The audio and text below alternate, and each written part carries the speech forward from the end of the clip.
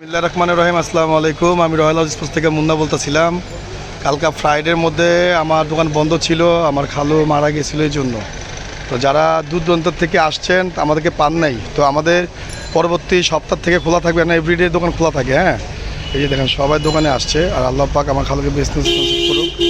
সব থেকে বড় জিনিস এখানে সব ধরনের র্যাকেট পাবেন, সব ধরনের র্যাকেট, সব ধরনের আইটেম পাবেন। হ্যাঁ, কম দামি থেকে শুরু করে দামি পর্যন্ত সম্পূর্ণ পাইকারি দামে খুচরা বিক্রি করি আমরা, দেখতে পাচ্ছেন। ঠিক আছে,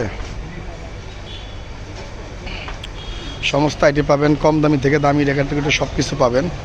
ঠিক আছে, যারা দুর্দান্ত আসবেন সরাসরি আমার দোকানে আসবেন। গুলিস্তান এভিনিউ টুইন টাওয়ার মার্কেটের নিচে পেট্রোল পাম্পের পাশে।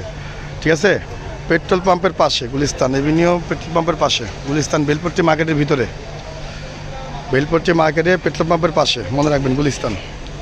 ওই যে মেশিনের কাজ চলতেছে। ঠিক আছে, আলহামদুলিল্লাহ। টাকা পয়সা সব থেকে বড় জিনিস না ভাই, মানুষ গেলে মানুষ পাওয়া যায় না। কালকে আমার দোকানে সম্পূর্ণ অফ ছিল, অনেক মানুষ দূর দূরান্ত থেকে আইসা ফেরত চলে গেছে। ঠিক আছে, অনেক মানুষ এসে কালকে চলে গেছে, আমাকে পান নাই। সবচেয়ে বড় কথা হচ্ছে চলে আসুন ইনশাল্লাহ। আমাদের দোকান খোলা আছে, মার্কেটে সব কিছু খোলা আছে, আর আল্লাহ পাক আমার খালুকে বেশ নসিব করুক। সবাই দোয়া করবেন তার জন্য। সবাই সুস্থ থাকেন, ভালো থাকেন। আসসালামু আলাইকুম।